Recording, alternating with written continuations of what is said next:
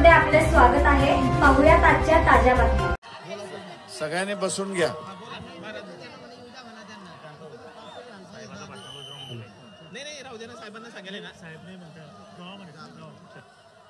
मंचकावरती उपस्थित महाराष्ट्राच्या अध्यक्षा रेखाताई ठाकूर, शमीवा पाटील, चेतन गांगुर्डे, त्याच्याच बरोबर या ठिकाणी माई ज्या कीर्तनकार आहेत, प्राध्यापक लाभाने, अध्यक्ष उत्तर महाराष्ट्र रविकांत वाहक, जिल्हा निरीक्षक जळगाव पश्चिम, हिंगोलीचे उपस्थित या ठिकाणी मोहन राठोड,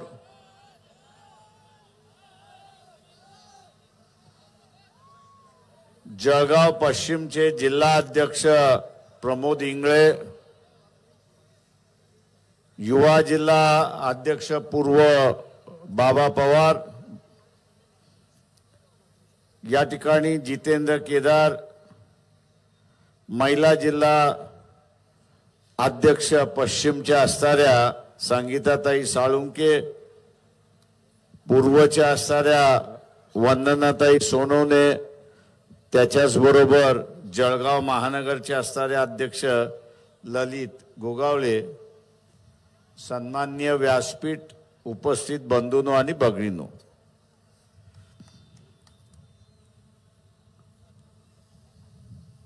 एका बाजूला भारतीय जनता पक्षाकडून प्रचार असा चाललेला आहे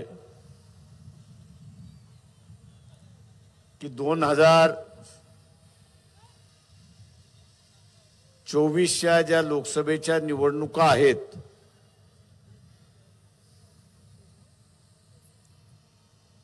या निवडणुकांमध्ये आम्ही असणारा 318, 324 लोकसभेच्या जागा आम्ही जिंकणार म्हणून त्या ठिकाणी घोषणा केली जाते। तो त्यांचा अजेंडा आहे। आपल्याला असणारा महाराष्ट्राचा अजेंडा बघायचा आहे आणि तो म्हणजे महाराष्ट्रातल्या 48 लोकसभा जागेपैकी किमान 30 लोकसभेच्या जागा या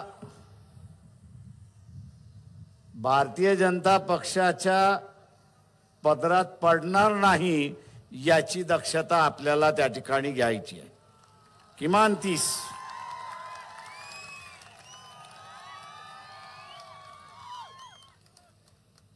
त्यांनी संकल्प केला, आपणही संकल्प करायचा आहे, पण नुसता संकल्प करून चालत नाही।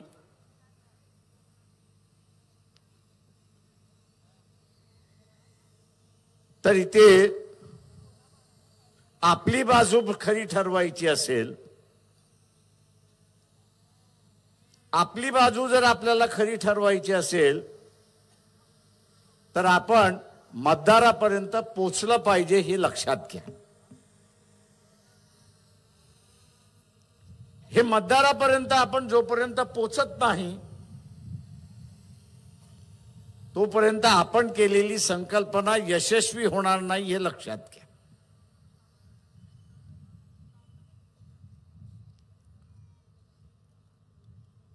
आता ही संकल्पना यशस्वी करायची असेल तर या सरकारच्या विरोधातला मतदार कोण आणि आपल्या बाजूने मतदान कोण करू शकतो याचं पहिल्यांदा आपल्याला आकलन करावं लागणार आहे। इथे सगळ्यात अस्वस्थ किंवा असुरक्षित हा जर कोण असेल तर कंत्राटदारीवरती, सरकारी कंत्राटदारीवरती लागलेला कर्मचारी हे आपण लक्षात घ्या.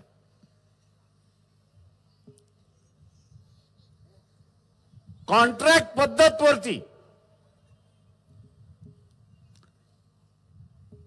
लागलेला हा जो कामगार आहे, अधिकारी आहे, कर्मचारी आहे,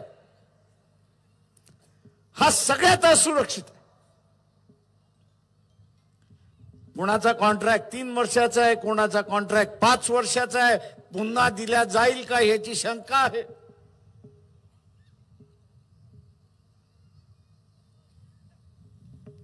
एकदा तिशी ओलांडली की शासन म्हणते आम्ही तुम्हाला घेऊ शकत नाही.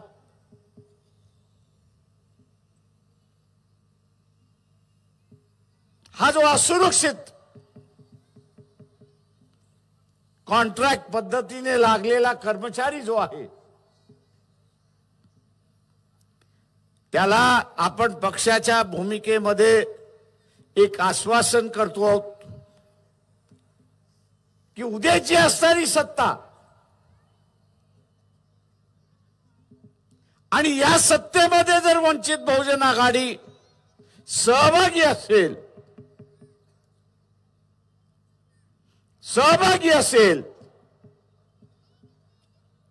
तर त्याला परमनंट केल्या जाईल हे आश्वासन आपण त्या ठिकाणी देतो.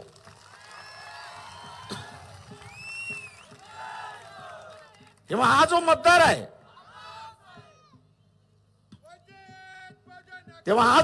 आहे,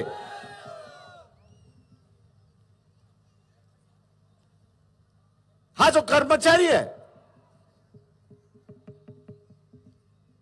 याच्यापर्यंत आपण पहिल्यांदा पोचलं पाहिजे आणि त्याला पक्षाची भूमिका आपण समजावून सांगितली.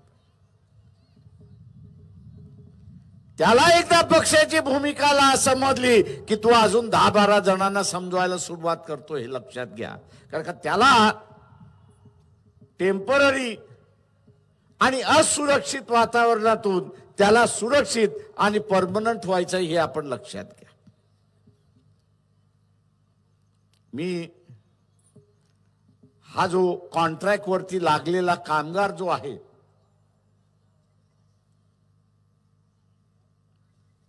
हा एका प्रकारचं नव्याने असणारा मनुस्मृतीचा उल्लेख केला, त्याच्यातला एक भाग आहे.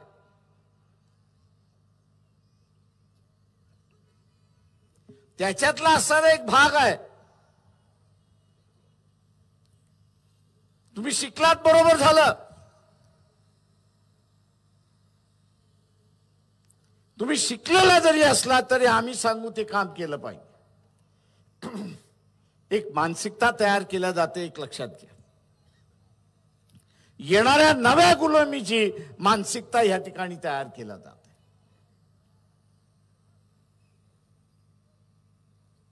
आणि या मानसिकतेला खत पाणी ही कॉन्ट्रॅक्ट पद्धत त्या ठिकाणी टाकते. कारण का प्रत्येक 5 वर्षानंतर, प्रत्येक 3 वर्षानंतर, प्रत्येक 2 वर्षानंतर तू आपला निवेदन घेत, मोर्चे घेत, तिथे असणारं माझं कॉन्ट्रॅक्ट वाढवा म्हणून त्या ठिकाणी सांगतो. एक मानसिक आघात केला जातो. देश स्वतंत्र झाला, संविधानाने सांगितलं की इथला असणारा जो कोणी कर्मचारी असेल हा कर्मचारी परमनंट असेल. त्यांनी चुका केल्या तरच त्याला सर्व्हिसमधनं काढण्यात जाईल, नाही तर तो परमनंट राहील, त्याच्या विरोधात कारवाई केल्या जाणार नाही, तशी असताना परिस्थिती होती. मी एका प्रकारे सुरक्षित व्यवस्थेकडे संविधान घेऊन गेला आणि आता आपण बघत असाल की इथल्या असणाऱ्या कर्मचाऱ्याला असुरक्षित व्यवस्थेमध्ये त्या ठिकाणी घेऊन जायला जात आहे आणि पुन्हा पुन्हा त्याच्यावरती मानसिक आघात केला जातो हे लक्षात घ्या. इथला कॉन्ट्रॅक्ट वरचा असणारा जो कामगार आहे याच्या अगोदर काँग्रेस, एनसीपी आणि इतर पक्षांचं असणारं सरकार आपण त्या ठिकाणी पाहिजे. सध्या असणारं बीजेपी आणि एकनाथ शिंदे यांचं असणारं सरकार आपण पाहतोय. पण हा जो कॉन्ट्रॅक्ट वरचा कामगार आहे, कर्मचारी आहे, त्याला परमनंट करण्याच्या गोष्टी होत नाहीत हे आपण लक्षात घ्या. कोर्टात गेला तर कदाचित होतं, नाही तर कोर्ट म्हणतं पॉलिसी डिसिजन आहे, आम्ही त्या ठिकाणी घेऊ शकत नाही. मी या सगळ्या कर्मचाऱ्यांना असं आवाहन करतोय की आपण वंचितला सत्तेमध्ये बसवा. ही जी नव्याने येणारी कॉन्ट्रॅक्टची जी गुलामी आहे ती आम्ही संपवल्याशिवाय राहणार नाही, हे आश्वासन आम्ही आपल्याला या ठिकाणी देतो.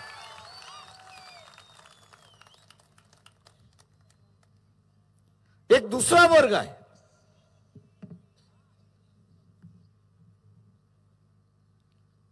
की जो इथला असणारा असुरक्षित आहे.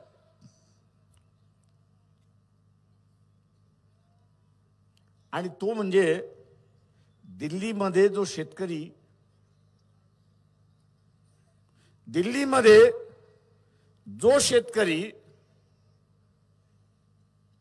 वर्षभर आंदोलन करत होता, त्या शेतकऱ्यांचे प्रश्न, त्या शेतकऱ्यांचे प्रश्न काय होते तर मोदी सरकारने काढलेले कायदे होते त्याच्या विरोधात लोक. बांधावरती व्यापारी माल विकत घेऊ शकतो हा कायदा होता.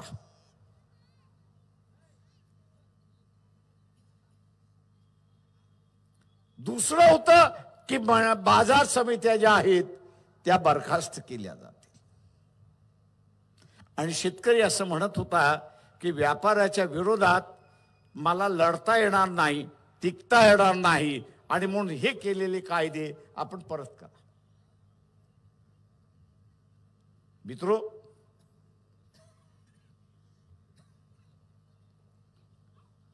आज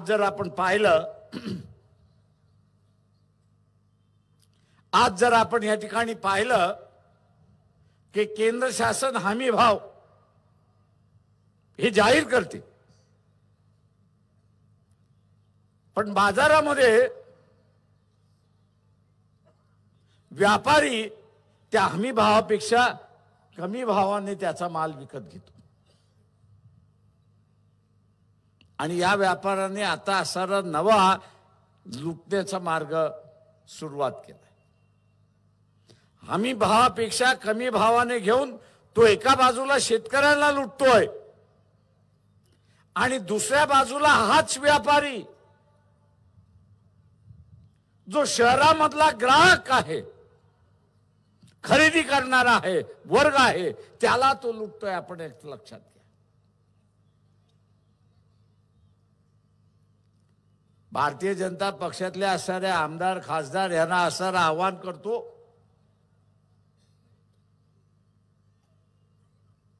की मध्यंतरी टमाट्याचा तुटवडा लागला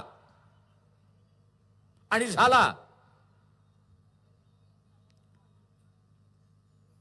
महिनाभर तुटवडा राहिला. भारतीय जनता पक्षातल्या आमदार, खासदार आणि इथल्या सरकारला आवाहन करतोय की कुठल्या दिवशी आणि कुठल्या बंदरामध्ये तुम्ही टमाटा बाहेरून आणला तो तरी सांगा.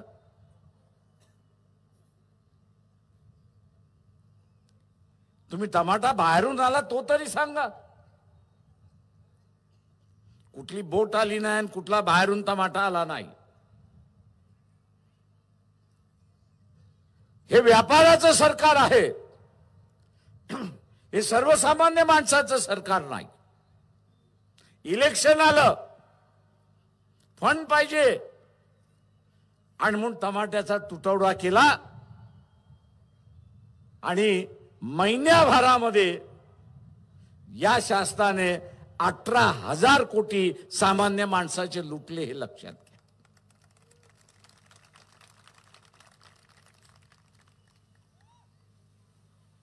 प्रत्येक माणसाने हिशेब करा की त्या महिन्याभराच्या कालावधीमध्ये मी किती टमाटा विकत घेतला आणि किती अधिक पैसे दिले हे बघा. तुमचा हिशेब तुम्हीच करा. आणि जर तुम्हाला असं दिसलं की मी असताना 100 रुपये जास्ती खरेदी केलेत, जास्ती रुपये देऊन खरेदी केलेत,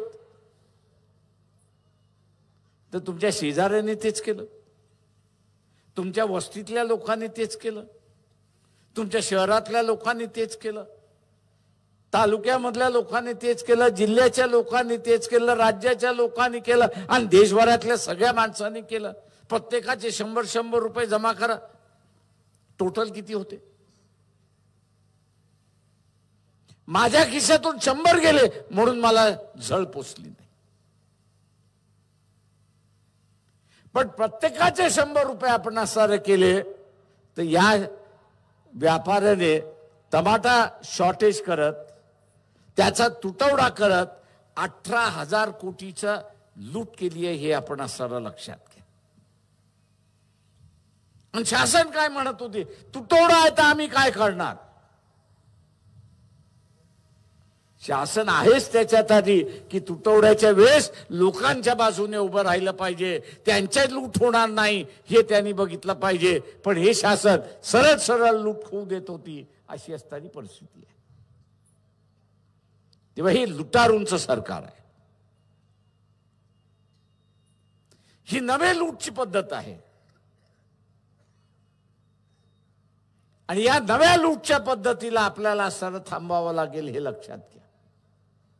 आपल्या लक्षात येत नाही. आपल्याला वाटतं महागाई वाढली, आपल्याला वाटतं तुटवडा झाला.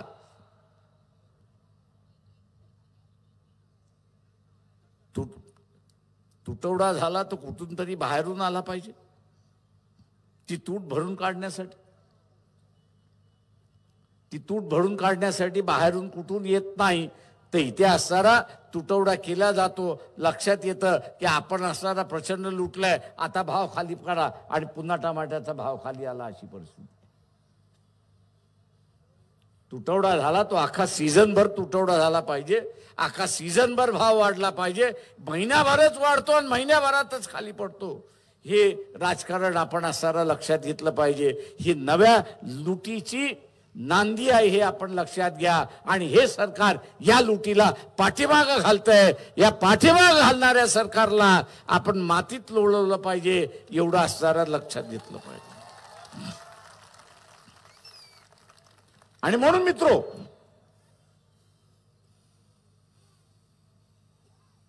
हा जो ग्रामीण भागातला मतदार आहे, शेतीतला मतदार आहे, की ज्याचा हमी भावाने माल घेतला जात नाही, हा एक मोठा वर्ग आहे.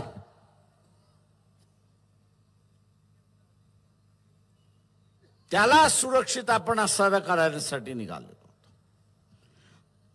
त्याला शासनाने हमी भाव दिलेला आहे, तो तरी किमान त्याला हमी भाव मिळाला पाहिजे. आणि तो मिळवायचा असेल तर इथे बाजार समितीच्या कायद्यामध्ये बदल करावा लागेल. आणि बदल काय करावा लागेल? त्या साऱ्या बाजार समितीचा सभापती आणि डायरेक्टर याला जबाबदार धरला लागेल की त्या साऱ्या शासनाने दिलेल्या हमी भावापेक्षा तू स्वस्त रीत्याने विकत घेतलास आणि ते होऊ दिलं, तर हे डायरेक्टर आणि सभापती जे आहेत हे स्वतःहून जबाबदार राहतील. आणि नुसती जबाबदारी नाही तर फसवणुकीमध्ये सहभागी झालेला आहात म्हणून तुमच्यावरती फौजदारी गुन्हा सुद्धा दाखल केला जाईल. फौजदारीचं नाव घेतलं की सगळेजण घाबरतात. आणि म्हणून हा फौजदारीचा गुन्हा दाखल करण्याचा कायद्यामधला बदल झाला तर हमी भावाच्या दरामध्ये तिथल्या असणारा शेतीमध्ये पिकलेलं जे आहे ते विकत घ्यावं लागेल. आणि शेतकऱ्याला आपण असणारा थोडाफार दिलासा त्या ठिकाणी देऊ शकतो. हा एक नवा वर्ग निर्माण झाला हे आपण लक्षात घ्या. उद्याच्या या आपल्या मतदारामध्ये आपण जोपर्यंत जात नाही तोपर्यंत हा मतदार आपल्याला मतदान करणार. नुसतं इथे कळून चालणार नाही की असणारं हे शासन संविधान बदलणार. RSS BJPचं असणारं सरकार शासन बदलणार ही घोषणा माझ्यासारख्याला नवीन नाही किंवा आश्चर्यजनक नाही. ज्या सरदार पटेल यांना लोह पुरुष मानला जातो त्याच सरदार पटेलाने जबरदस्तीने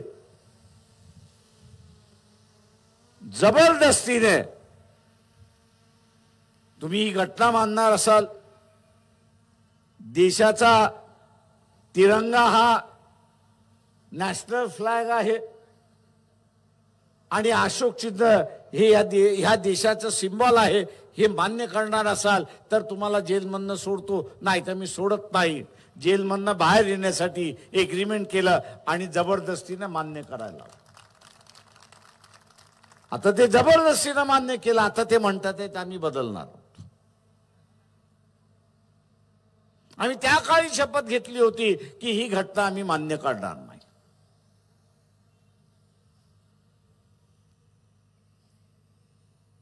कारण बरोबर आहे, कारण का ही घटना वैदिक धर्मावरती आधारित नाही, तर ही घटना पूर्णपणे संतांच्या विचारसरणीवरती मानणारी घटना ही आपण असणारं लक्षात घ्या. हा जुना वाद चाललेला आहे आणि म्हणून उद्याचं असणारं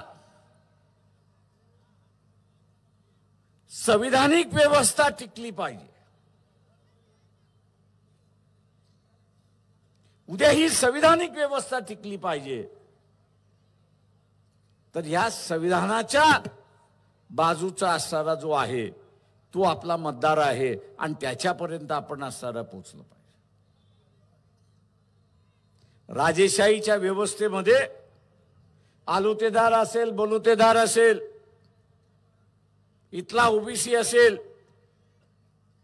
याला चोपदार आणि भालेदार सुद्धा होता येत नव्हता अशी असणारी परिस्थिती.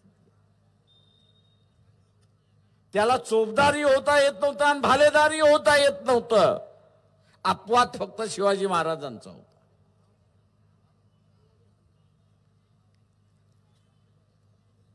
आपण हा प्रचार केला पाहिजे की उद्याची असणारी ही जी नवीन व्यवस्था आहे या व्यवस्थेमध्ये आम्हाला भालेदार आणि चोपदार होण्याचा अधिकार राहणार आहे का आणि तो कशा पद्धतीचा राहणार आहे याचं विवरण तर असणार खरा.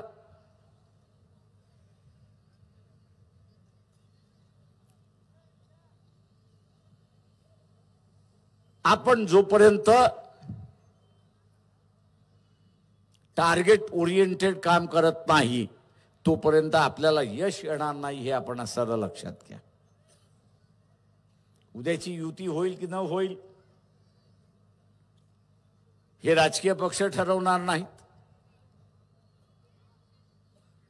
ते इथला असणारा रिंग मास्टर नरेंद्र मोदी जो आहे तोच ठरवेल. आता बसल्या बसल्या मी असणार एक बातमी दाखवत होतो की 21 तारखेला केजरीवालला ईडीने समन्स केलेलं आहे, बोलवलेलं आहे.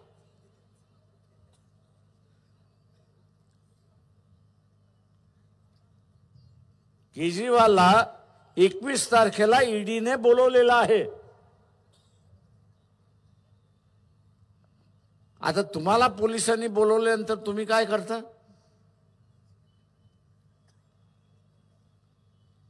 तुम्हाला पोलिसांनी बोलवल्यानंतर तुम्ही काय करता? पोलिसाला म्हणता ना बाबा मला सोडून दे, बघ जरा. आता तो उद्या केजरीवाल सुद्धा तेच करेल का? तो तुमच्यासारखाच माणूस आहे. तुम्हाला सुद्धा जेलमध्ये जायचं नसतं म्हणून पोलिसाच्या हातापाया पडतं, जाऊ द्या बाबा काहीतरी करण, माल सोडून दे, पुन्हा करणार नाही. ज्या का अनाभाका घ्यायच्या त्या अनाभाका पोलिसासमोर घेतात. आता तोही माणूस आहे, तोही तेच करेल.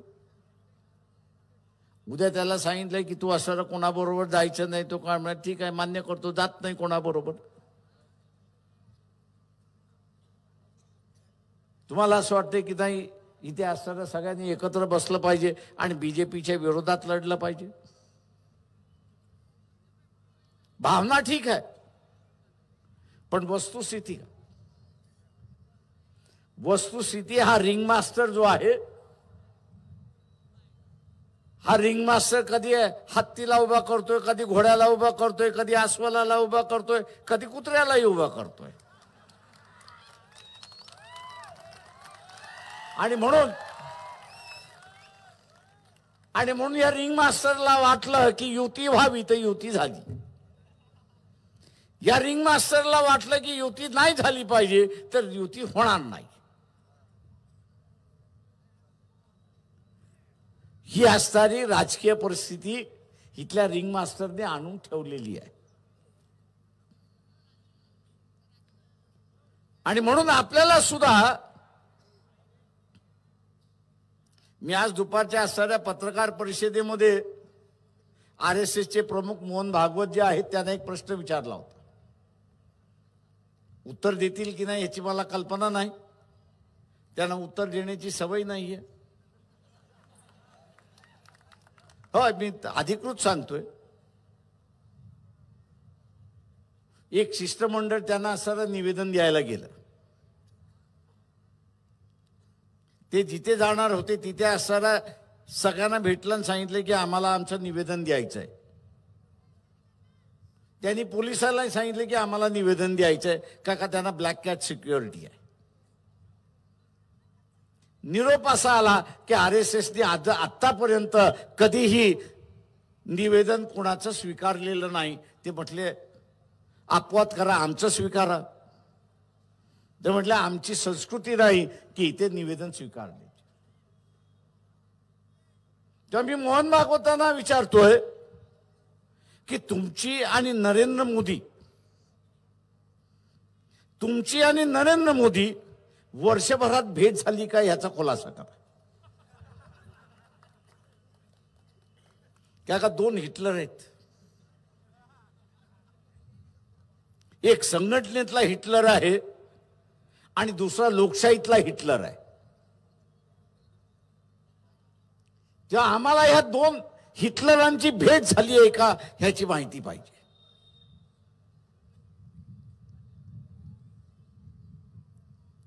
दुर्दैवाने माझ्या टीकेनंतर आता नरेंद्र मोदीच्या पाठीमागचा बॉडीगार्ड दिसायला लागलाय.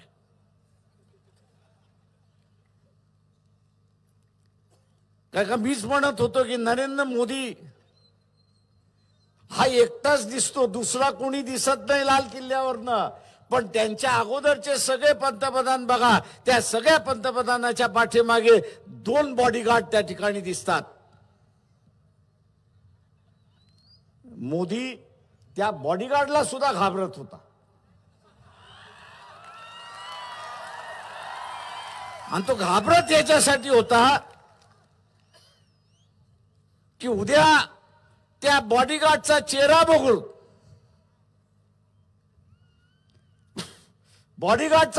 बघून, लोकांनी ही चर्चा केली की मोदीपेक्षा बॉडीगार्ड चांगला आहे.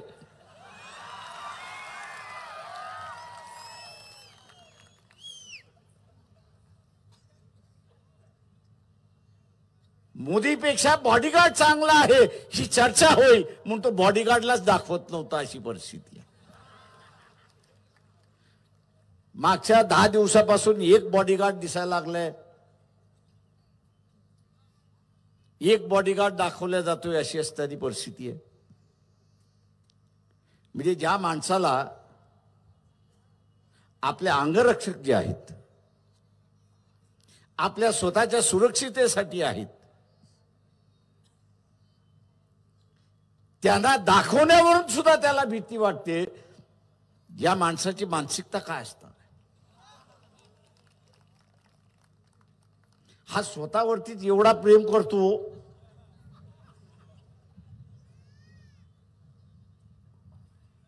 आणि उद्या जर पंतप्रधान झाला नाही ना, आपला चेहरा दिसला नाही, तर हा वेड्याच्या हॉस्पिटलमध्ये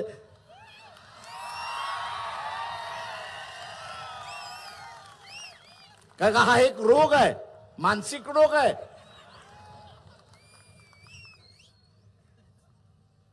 आणि म्हणून मित्रो,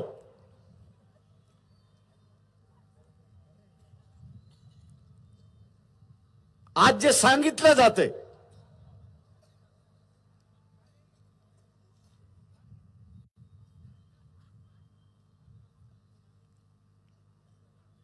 की मोदींशिवाय पर्याय नाही,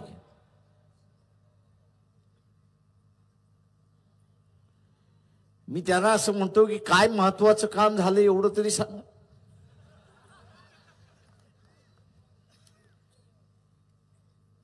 नाहीतर मध्यंतरी अमेरिकेचे राष्ट्रपती आले होते, जो बायडन, त्या दोघांची प्रेस कॉन्फरन्स चालली होती. तुम्ही सगळ्यांनी टीव्ही वरती पाहिलं असेल. मोदीच्या हातामध्ये ग्लास होता की नव्हता? त्या ग्लासचा असताना संकेत असतं. संकेत काय असतं की तुम्ही दारू पिणार असाल तर ह्या ग्लासमध्ये असतं, या हातामध्ये ग्लास असतो, आणि तुम्ही दारू पिणार नसाल तर तुमचा ग्लास या हातामध्ये असतो. मोदीने चुकून तो चुकून दारूचा ग्लास चुकीच्या हातामध्ये धरलं होतं, आणि ती सगळी प्रेस कॉन्फरन्स जगामध्ये चालली होती. म्हणून मोदीची बदनामी होईल, की मोदी दारू पितात म्हणून बदनामी होईल, या काळजीपोटी ते बायडनने सांगितलं की मोदीजी, आपला ग्लास जो आहे तो चुकीच्या हातामधला आहे, तो बदला. आता ते संभाषण इंग्रजीमध्ये होतं.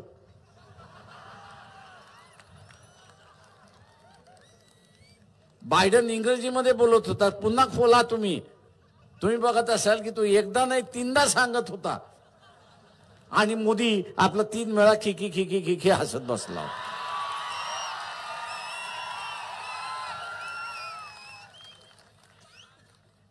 मी माझ्या मनातलं नाही सांगत आहे. तुम्ही आजही गेला तर तुम्हाला असणाऱ्या युट्यूब वरती तो सीन दिसेल. आणि शेवटी बायडन स्वतः म्हणणारे, ह्याला मी सांगतोय नीट वाग, तरी हा नीट वागत नाही.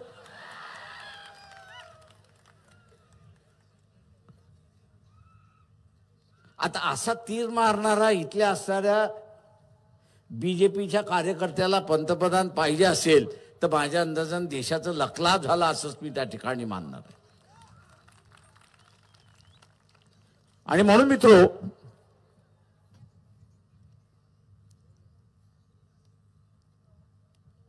आता रेल्वेनी प्रवास करायला 10-15 दिवस अगोदर तिकीट काढावं लागतं. तेही कन्फर्म होईल की नाही हेही माहिती नाही. पुन्हा कधीतरी त्याचा असणारा समाचार घेईल की देशाला असणारा फार चांगल्या रीतीने चालवलेला आहे, गाड्या नव्या आलेल्या आहेत, अमुक नव्या आलेल्या आहेत, पण असणाऱ्या लोकांच्या सोयीच्या गाड्या या बंद झाल्या, अशी असणारी परिस्थिती आहे.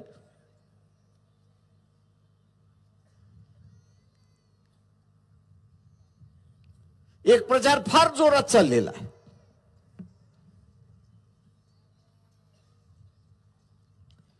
आणि तो म्हणजे की ह्या देशाला हिंदू धर्म म्हणून घोषित केला पाहिजे. मी या सगळ्यांचं दुर्दैव मानतोय. मी दुर्दैव ह्याच्यासाठी मानतोय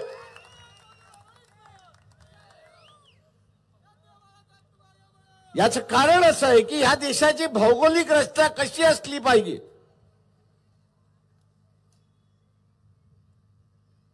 याचा त्या काळचा असणारा विचार फक्त बाबासाहेबांनी केला. ज्यांनी कोणी असणारं थॉट्स ऑन पाकिस्तान हे पुस्तक जर वाचलं असेल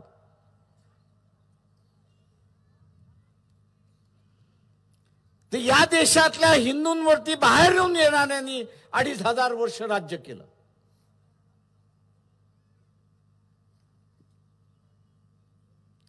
मोगलांनी केलं, ख्रिश्चनांनी केलं, फारसीनी केलं.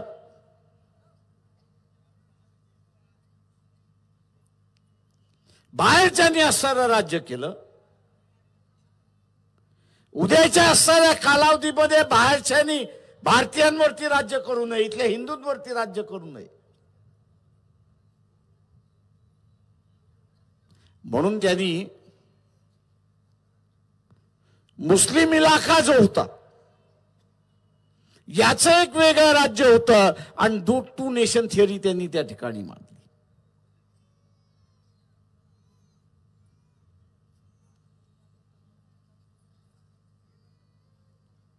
की उद्याच्या असणाऱ्या कालावधीमध्ये भारतीयांवरती बाहेरच्यांनी येऊन राज्य करू नये आणि मग सीमा कुठे असावी आणि ती सुरक्षित कशी राहावी याची असणारी मांडणी केली. आणि आज आपण असणारा बघतो की इथला असणारा भारतीयांचा एक देश म्हणून गेली 70 वर्ष आपण असणारं टिकून राहिले. आता त्याला गालबोट लावायला सुरुवात झालेला. याच 24 तारखेला याच जळगावमध्ये हिंदू जागरण समितीचा असणारा प्रचाराचा मोहीम उघडणार आहे. संविधान बदललं पाहिजे म्हणून तिथं सांगितलं जाणार आहे. हा देश हिंदू झाला पाहिजे म्हणून त्या ठिकाणी सांगितलं जाणार आहे. 80% इथली लोकसंख्या हिंदूंचीच आहे. मी तिथल्या वक्त्यांना असणारं फक्त एवढं आव्हान करतो की इस्लामिक कंट्री सांगत असताना मोहम्मद पैगंबरांचं नाव घेतात. ज्या देश ख्रिश्चन आहेत ते असणारे येशू ख्रिस्ताचं नाव घेतात. उद्याचा असणारा हा हिंदू देश म्हणून आपल्याला घोषित करायचा असेल तर इथल्या असणारा देव आणि देवता कोण हे तर पहिल्यांदा सांगा. ते काय पूर्वज वेडे नव्हते, ते काय पूर्वज वेडे नव्हते.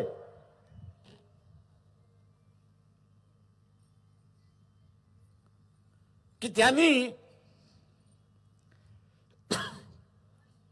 या देशामध्ये धर्म पाळायला सगळ्यांना अधिकार होता.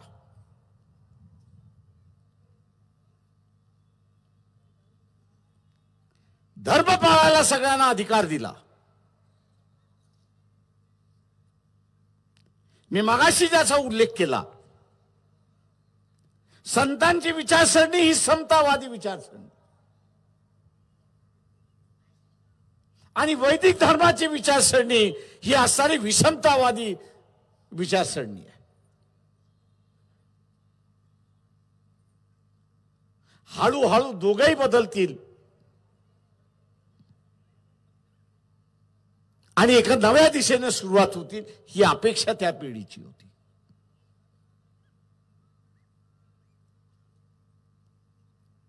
मी मध्यंतरी असणारा म्हणालो होतो,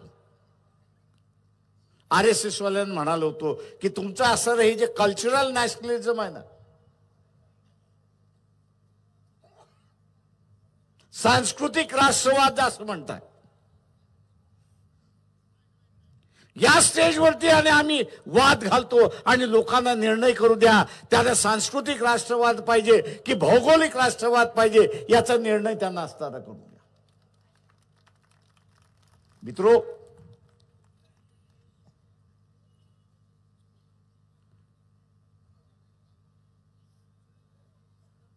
एकदा तुटलं की जुळणार नाही एवढं लक्षात घ्या.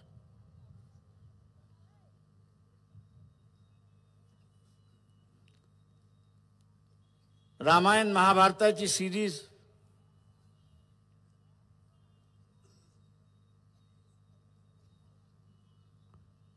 याला प्रेक्षक 90% होते.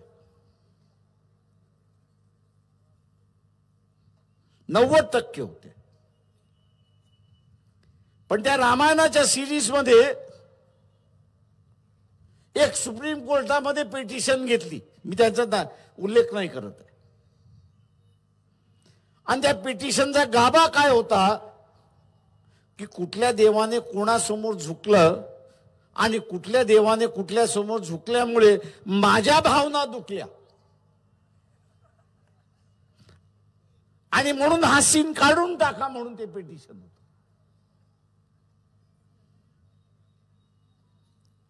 कसं बस करून ते पिटिशन तिथला असणारा रफादफा काढण्यात आला. पण गाभा आपण लक्षात घ्या.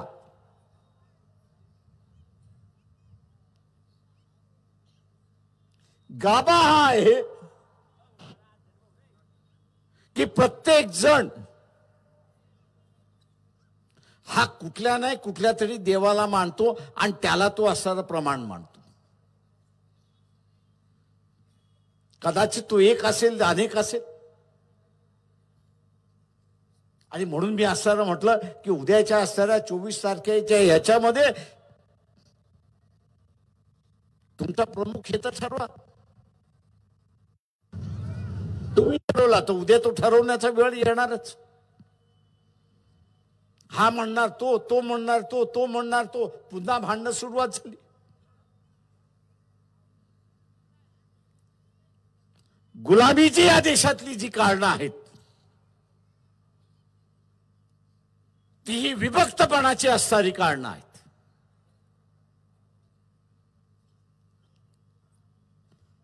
आणि म्हणून बाबासाहेबांनी इतर सगळेच म्हणाले होते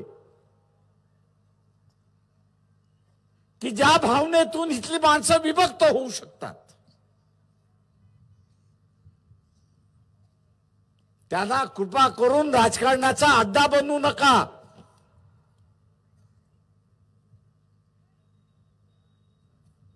आज आपल्याला दिसते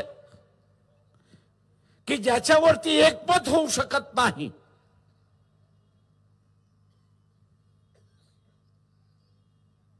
ज्याच्यावरती एकमत होऊ शकत नाही अशा असणाऱ्या विषयाला टेबलावरती आणलेला आहे.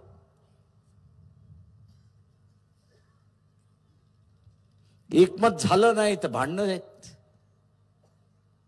भांडणं झाली की भेगा आहेत, भेगा झालं की वेगळं होणार.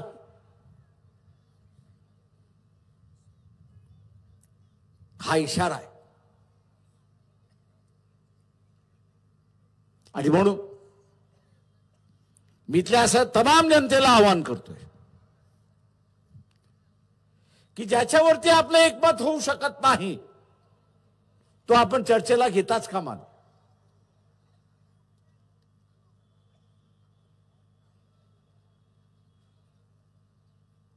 तो आपण चर्चेला घेताच कामा नये. आणि ह्या देशामध्ये माणसांमधला भेदभाव आपल्याला वेगळा करता का. इथे सगळ्या हिंदूंना एकत्र करायचं असेल तर आपण काय वापरतो. एक तर पाकिस्तान तरी वापरतो, नाही तर अँटी मुस्लिम हे तरी आपण वापरतो. इथल्या सर्व हिंदूंना एकत्र करायचं असेल तर पाकिस्तान तरी वापरतो, नाही तर अँटी मुस्लिम आपण असताना वापरतो. इथल्या सगळ्या सवर्णांना एकत्र करायचं असेल तर अँटी रिझर्वेशन आपण असताना त्या ठिकाणी वापरतो.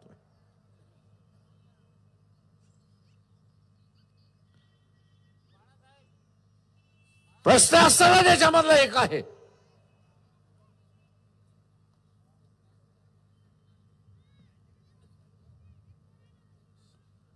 की आम्ही एकत्र येतोय कशावरती.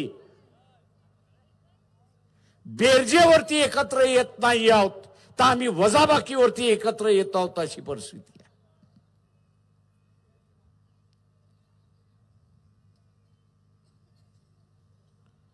जिथे बेरजेवरती एकत्र येतो तिथं नवीन घडवता येतं, पण जिथे वजाबाकी आहे तिथे फूट आहे, अशी असणारी परिस्थिती आहे.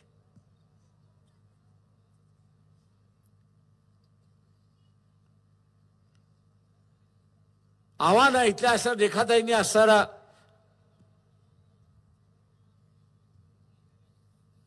नॉर्थ ईस्ट मधल्या कुकी आणि मैथी या दोन ट्राइब्स मधल्या असणारे भांडणाचा उल्लेख केला.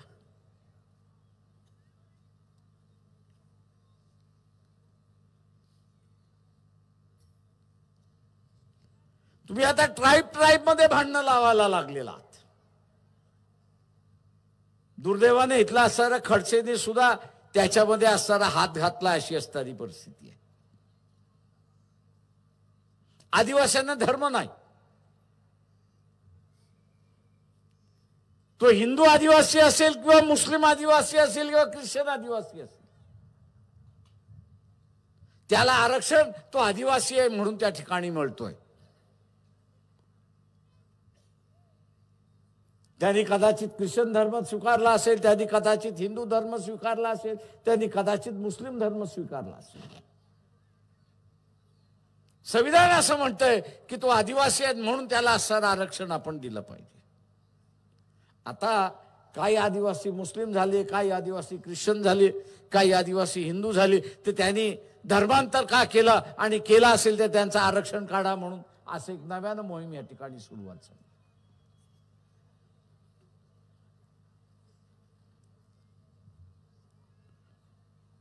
मिटवण्याच्या ऐवजी विभक्तपणा कसा वाढेल असंच हे बघितलं जाते. नाताभाऊ तुम्हाला राज्यकर्ता होतात,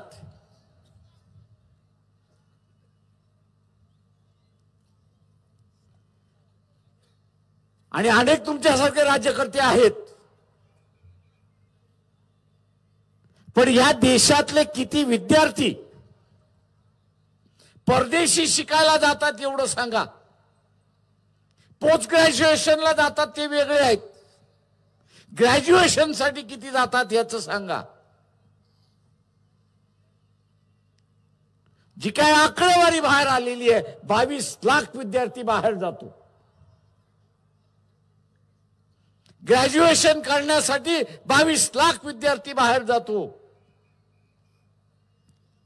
आणि हा प्रत्येक विद्यार्थी 40 ते 50 लाख खर्च करतो, अशी असणारी परिस्थिती.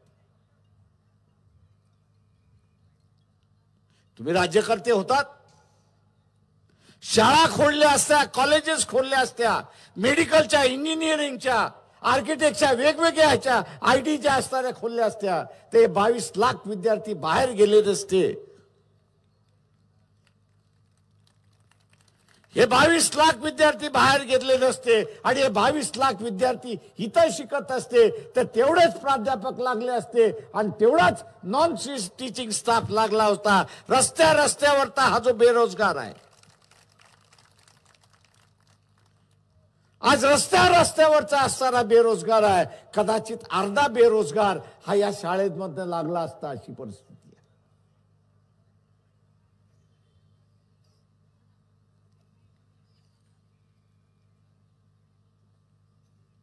या देशातली अर्धी बेकारी आपण असं संपवू शकलो असतो,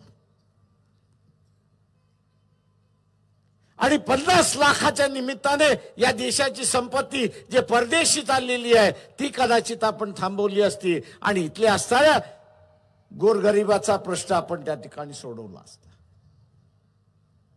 मित्रो,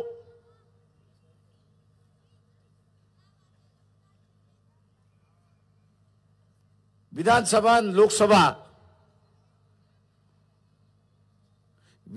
आणि लोकसभा या माणसांच्या पोटाचा प्रश्न आणि सुरक्षिततेचा प्रश्न त्या ठिकाणी सोडवतात.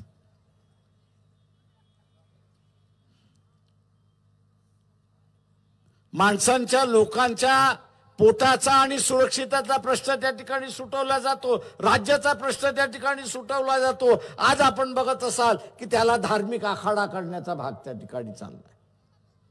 तो धार्मिक आखाडा झाला तर पोटाचा सुरक्षितेचा आणि नोकरीचा प्रश्न त्या ठिकाणी संपला म्हणून आपण लक्षात घ्या. आणि म्हणून उद्याची ही बेरोजगारी, शेतकऱ्यांचं शोषण आणि सुरक्षितेची व्यवस्था ही जर आपल्याला साधायची असेल तर त्याची माणसं आपल्याला त्या ठिकाणी पाठवली पाहिजे. आज पाकिस्तान कंगाल आहे.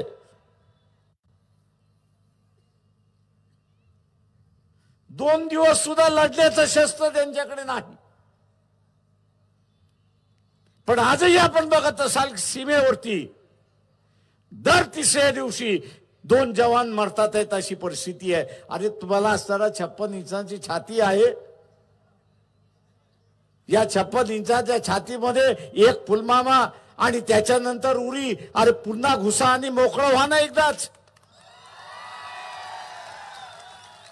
पण गांडीत दम पाहिजे.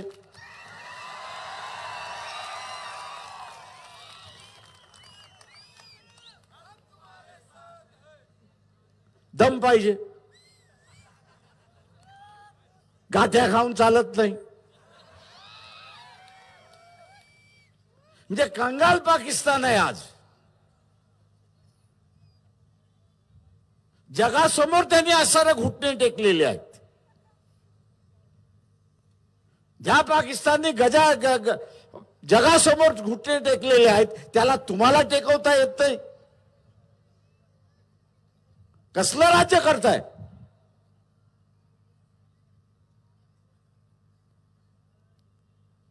आणि म्हणून मित्रो, आपण खऱ्या अर्थाने विस्कळीत होत चाललोय अशी असणारी परिस्थिती आहे. समाजाची घडी विस्कळीत चाललेली आहे. आज एका बाजूला ओबीसी टाकलाय आणि दुसऱ्या बाजूला मराठा टाकलाय. ओबीसी सरळ सरळ म्हणतोय मी यावेळेस मराठ्याला मतदान देणार नाही. अरे ही कुठली भाषा आणि ही कुठली परिस्थिती? ती ह्या इलेक्शन मध्ये होणार आहे की 70% 80% ओबीसी हा मराठ्याला मतदान देणार नाही. आपली ही आपण असणारी ही परिस्थिती बघतोय की हाताबाहेर जाता कामा नये.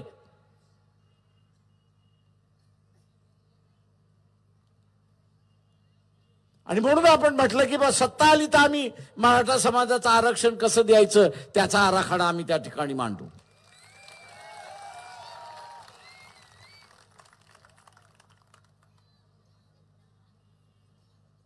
सरकार बैठकावरती बैठका जसं तारीख पे तारीख तशा रीतीने हे चाललेलं आहे. आणि म्हणून जाता जाता मी एवढंच आव्हान आपल्याला करणार आहे की देशभरात काय होईल पण महाराष्ट्रामध्ये लोकसभेच्या किमान 30 जागा या नॉन बीजेपी पक्षाच्या येतील हे आपण त्या ठिकाणी पाहिलं पाहिजे. आणि ते आपण पाहाल ही अपेक्षा बाळगतो आणि आपली रजा घेतो. जय भीम, जय भारत. बातम्या पाहण्यासाठी आपले चॅनल लाईक आणि सबस्क्राईब करा व बेल आयकॉन दाबायला विसरू